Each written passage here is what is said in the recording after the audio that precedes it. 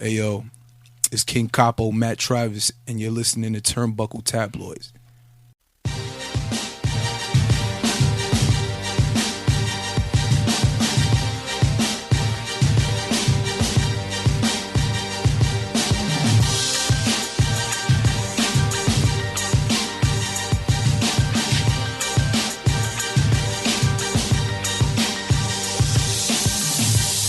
I forgot you boys are from the BX, so coming into Queens, it's like where's Waldo and shit, looking for fucking addresses and all that shit. That's why I don't really go to the BX either. I got family in Parkchester. Yeah. I stay the fuck away from that shit. Not too far away from there. Yeah? It's crazy because like you could blindfold me and drop me off somewhere, and as soon as I'll get out the shit, I'll be like, oh, I'm in the Bronx, right? Get the fuck out of here. Nah, B. I actually wanted to go like to some events up there, but I'm like, that's like another fucking world up there. Like BX is far, son. It is. It's like a Uber. It's like a $800 Uber, son. But I love it though, man. I wouldn't want to live anywhere else besides. It's always been BX for y'all. Yeah, always. Trav has always been up there. Always. The whole New York City period, because. You know, I know people from Brooklyn to Staten Island. Before pro wrestling, I used to just be outside with the cats outside. Right. You know, being like the youngest cat out of whatever crew. You know, with certain groups of people or whatever, and just always chilling wherever, like anywhere. But really, like when you in Brooklyn, you've been to Brooklyn and shit, right? Yeah. There's a certain vibe that you feel when you're out there. But the BX is something like it's so. That's to me, it's more cultural now. Since we all get fucking gentrified and shit, it's just Yeah. it's becoming more annoying than anything. But BX has always been like something more cultural. And whenever I went up there, I always felt like somebody was gonna be throwing like Spanish food at me somewhere. I always felt that way. Either that or a pamper out the window or something like that. something wet, Yeah. something weird going on.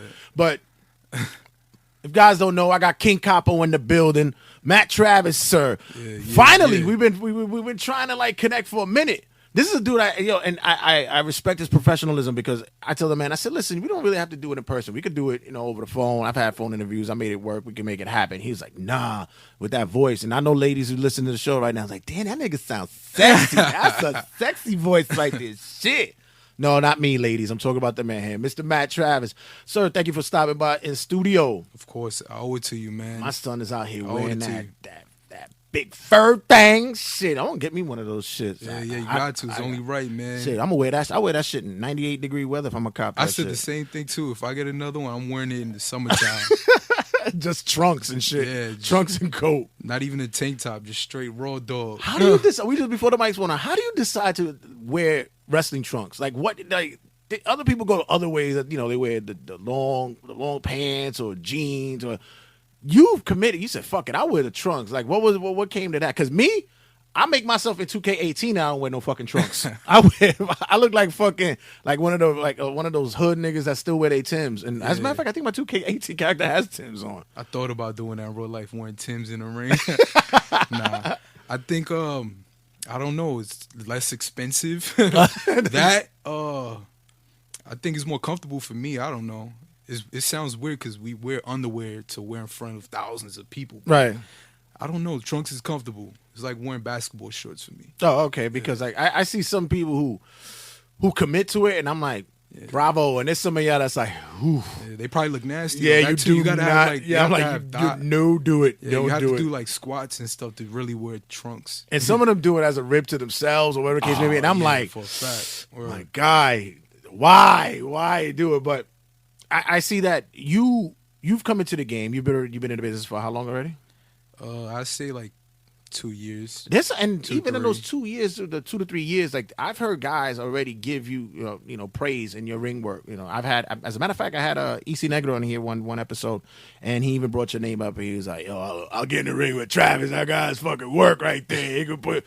I'll put him over any day." But like when you hear that from vets, does it boost the ego? Does the King Capo, the crown get a little bit heavier? Nah, definitely not. And I don't think nothing of it because I'm trying to get better every day. Like when people, I don't know. I guess when people talk good about me, while they're talking good about me or they think I'm good at that moment, I look at myself like I'm not where I want to be at. And I keep it pushing. I think that's what keep me somewhat humble and somewhat sane as well. Because if you stay in the same position, for me, I feel like you're kind of a little crazy. But still, I mean, you're like I mentioned earlier before the mics went on, I said your come up was crazy in 2017 because honestly, like, I've seen you getting booked everywhere for a guy who's only been in the business for like 2 years. That's an accomplishment in itself, man. Young man from the BX. How old are you? 23. Damn, son. I mean, shit. You know what the fuck I was doing at 23? I think I was like still hustling on the side. Yeah. Going to college, trying to get my weed game up because that was the only hustle I really wanted to do. I couldn't do anything other than weed. I wasn't doing that shit. I was like, I ain't doing that fucking football number shit. At least I go to Central Book and they'll let me go. But get your little ass out of here. Get out of here. You do the Get your little pound. Weekend. Get your little bullshit ass pound out of here. The dope thing, man, is like when I was young, right? I used to be into all of that. So like I feel like I got all that out my system for me to even stay or get focused for professional wrestling. So, right. You know, a lot of that stuff I got out of my system, but I get you when it comes to that though. Was the calling always there? Because not a lot of people will say, because from the BX, I always tell motherfuckers either you was gonna be rapping because Pun and Joe was gonna be your idols, a French Montana, Max B from around the way. You know what I'm saying? Like those are the guys that you was like, yo, fuck, I could spit like them, or you was gonna be in the hustle, like definitely. When the fuck did wrestling come and say, you got a call in here, brother. Come check this out. It was weird for me, man, because I didn't have no intentions on being a professional wrestler at all. I just wanted to hustle. Like my daddy was a hustler before he went legit and started working in the hospital.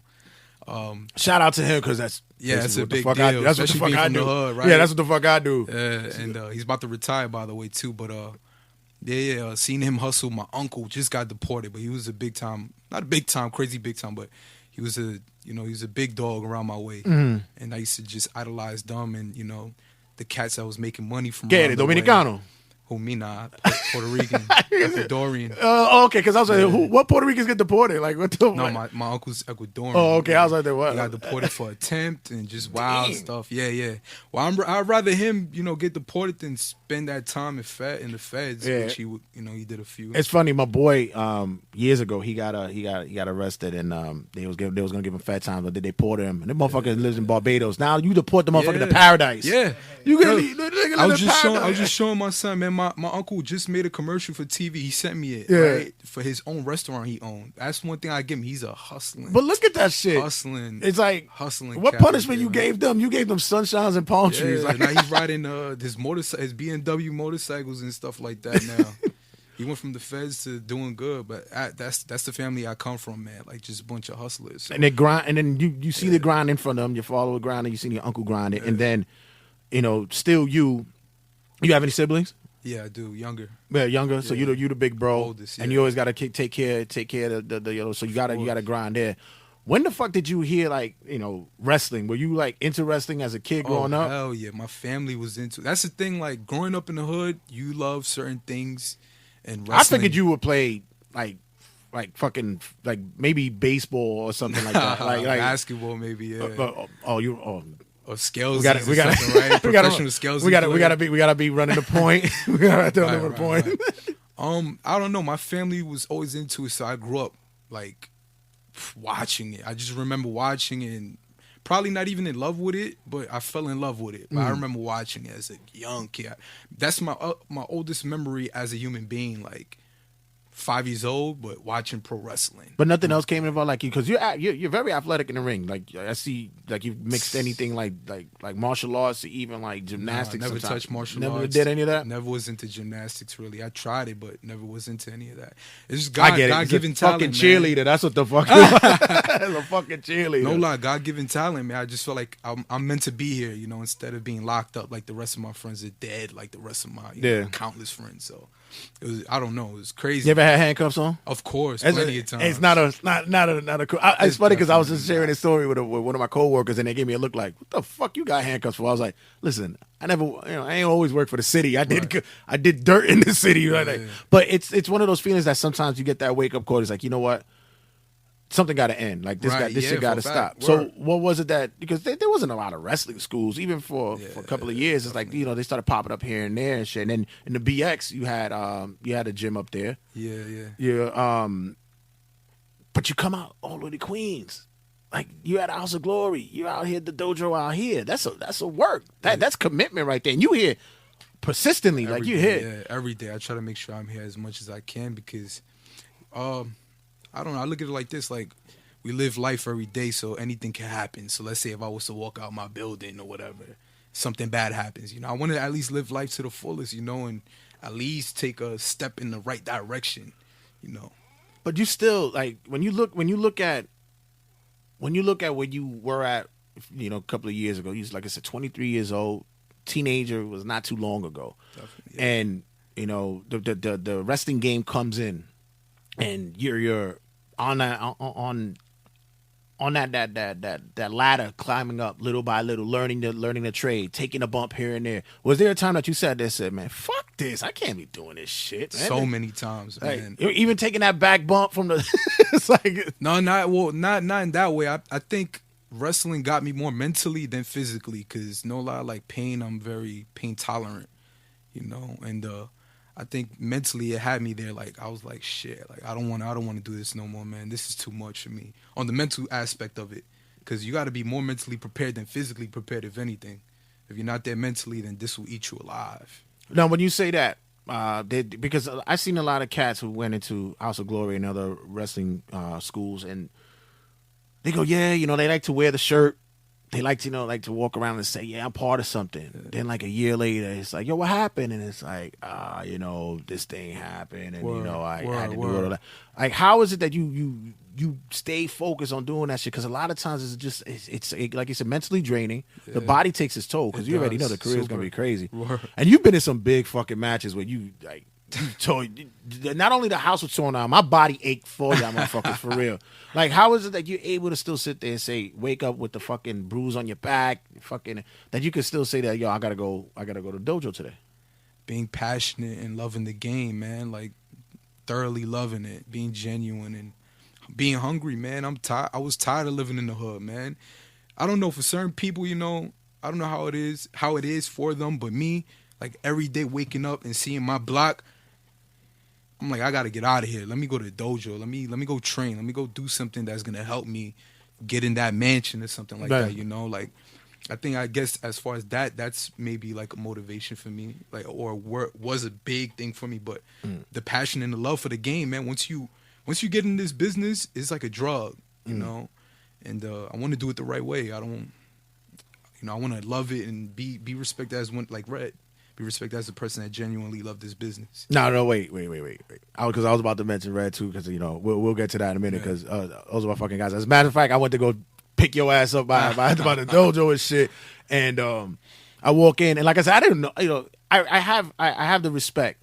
I've never really wanted to get into wrestling, as in like to be in ring, but I wanted to always be around it for something, maybe commentary, maybe managing or whatever. But I also know certain aspects of it. And there's like certain things where I said, I don't want to intrude. Like, I didn't want to open the door, just go in. And as soon as I open the door to ask for Matt, and everybody's like, they give that look, like, who that? And Red is sitting there, he goes, yo, who that? I'm like, Santee, Turbo Tabloid. And he's like, yo, Santee, what up, yo? Is there like that camaraderie that you guys have, like your own secret world in the wrestling? Like, because I know there's like protocol and behind the curtains when you're in the locker room, everybody addresses themselves. They introduce themselves when they know. Is there really like that kind of like secret world that you guys have back there? Yeah, for sure. It's like a fraternity. It's like a brotherhood. Well, with certain people, that's not on that BS that these other cats be on. But as far as like a brotherhood and who you train with or who you close with, it's like a super secret. It's like a fucking a fraternity and shit back there. You don't even know. The Freemasons and stuff like that. And it's funny because I understand when a lot of guys who are in the business, they hate hearing fucking marks talk the way that they talk. Like, me and the boys is like, motherfucker, we don't really talk like that. It's like y'all make it seem like it's all.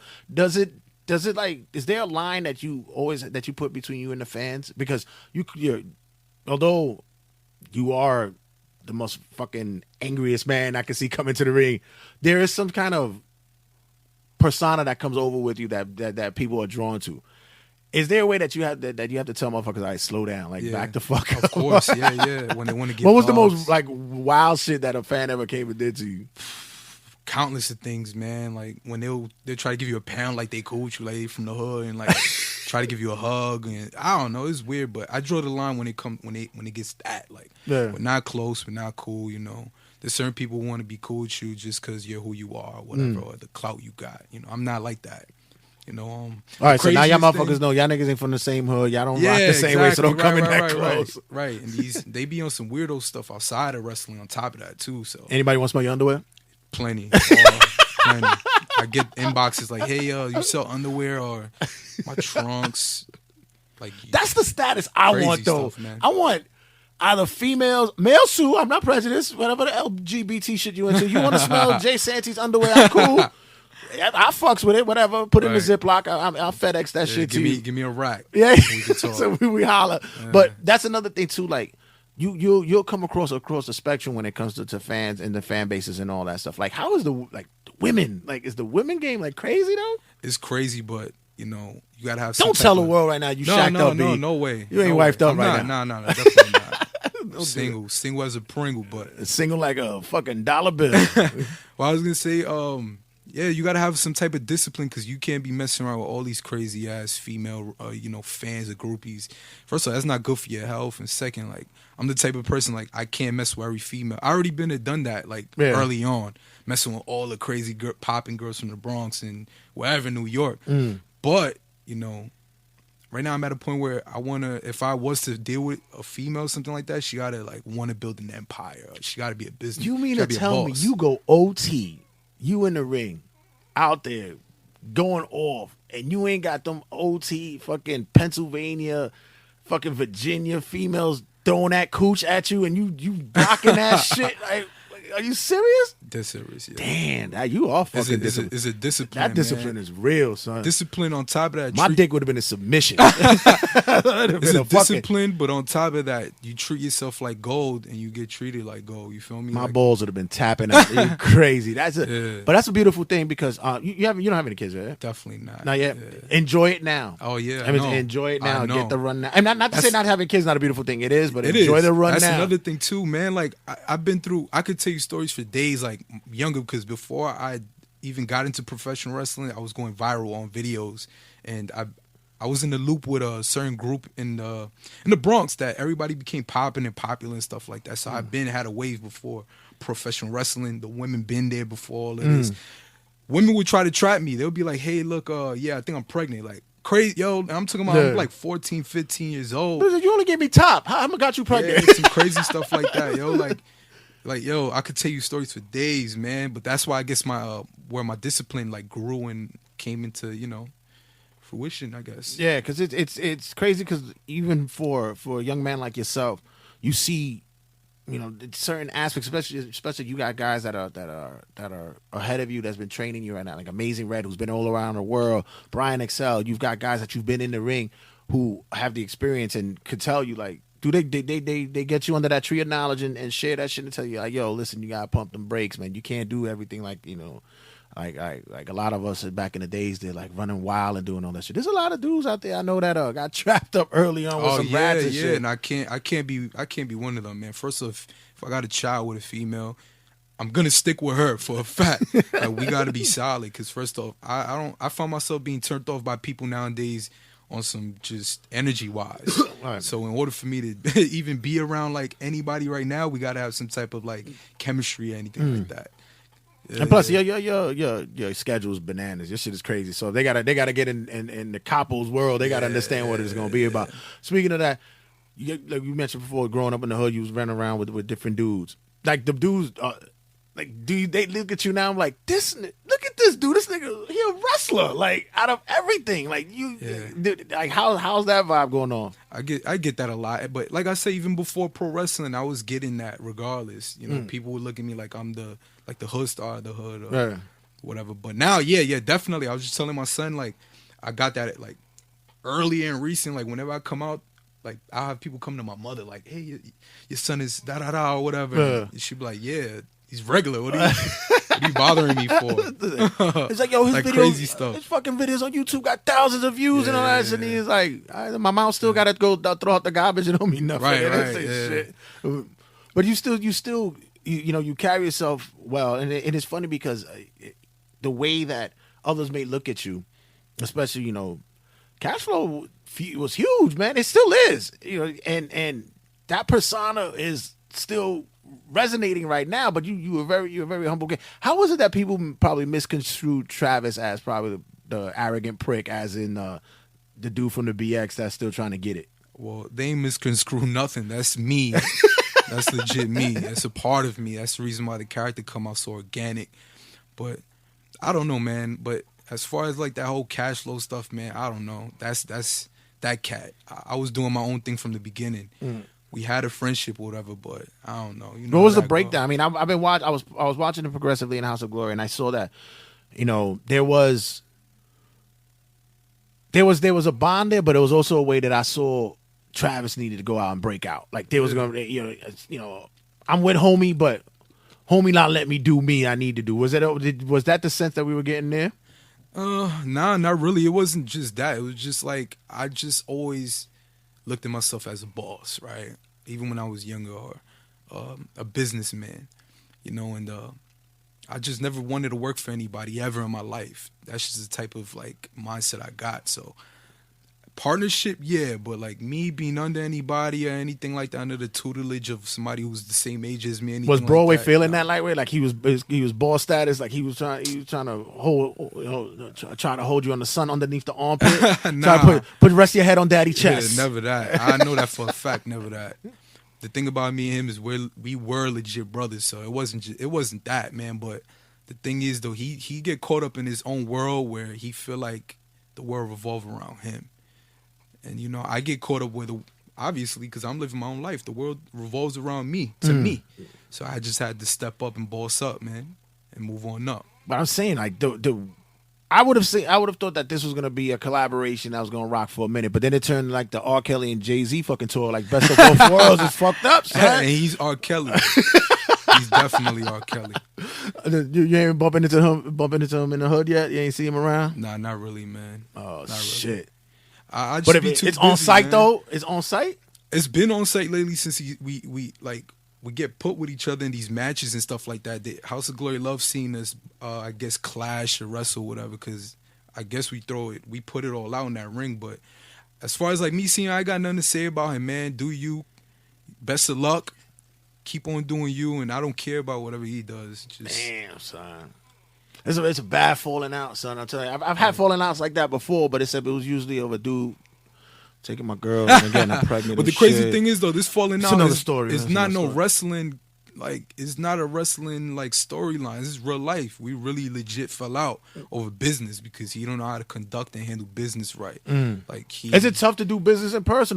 People always say that you can't do business with fam, son. It's tough. You can't. It's tough. Not only that, it's just like I guess when the personal stuff collides with the business, that's when things start, taking a different route. Me, I'm all business. I will never let personal get in between business. And I guess as he said, it wasn't over no puss. It wasn't over no puss. I could care less about that. That's what I'm saying. This is not that. That's what I'm saying. Like, none of my women will ever deal with anybody I'm cool with. Because, like I said, the type of women I deal with, they boss up. They're not into none of that. But as far as, like, that cat or whatever, like, our breakup or whatever, our friendship dissolving, he know what happened, and he could tell you what's up.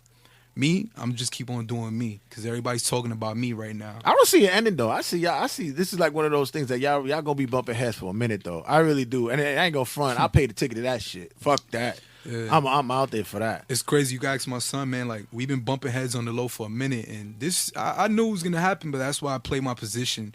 Like I was sitting in the back, and I knew I was gonna be in the front, and that's what happened. Now I'm in the front, and now I'm showing why I'm going to be the top student in the House of Glory. See, the reason why I had any problems with Son was because Son was the top student of House of Glory, right? And what he did, he ain't do nothing. You feel me? Like, he could have been signed right now. Mm-hmm. How you still want to, like, do certain things you do, and you could be signed. You could live a whole different life. Mm-hmm. And you let certain things mess that up. I can't do that. I don't got time to do that. You about to get that? You about to get in that paper and getting them W's, man. That's all it's about. Get them straps. Yeah, that's another thing too, man. Like you know, you're looking for that crowning glory, that brass ring, like Vincent Kennedy McMahon would say. You want to get that brass ring, but you know, it's to you. It's you see the grind going on because you've been there. You've been working on it. Like 5 years from now, what does Trav want to do? Where Trav's gonna be at? Man, I'm not even looking into 5. I'm looking into maybe next year, 2 years from now. I'm not waiting for no 5 years. I'm hustling right now, so in 2 years I could be good. But next 5 years, I see myself, I don't know, being better than being in a better spot than where I'm at right now for a fact. Cause that's just how my mentality is, man. Like when I first came into business, I told myself certain things. I said, I'm gonna hustle hard and I'm gonna be on the show my first year. Got that out the way. My 5 months after that, my mini goals was I'm gonna work for so and so, so and so, so and so. I did all of that and did iPay-per-view on top of that. My other goals, all right, whatever. I'm gonna wrestle the top guys in House of Glory. My first whatever year, I got Homicide, wrestle Ken or whatever, if you consider him a top guy or whatever, and a few other guys, you know. Wrestle with Teddy Hart and whatever, against John Gresham and The Rap and all these cool people or whatever. But that's what I'm saying. Like, I see myself way better in a better position than when I am probably signed.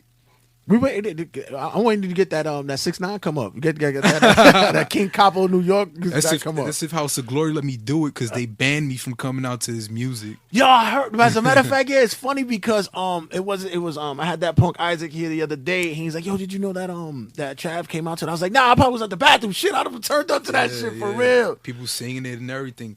I had the clean version and people was rapping it, cursing and everything. I was like, nah, this is crazy. Yeah. But I know, and it's funny because I slowly became, I got fascinated by the young man.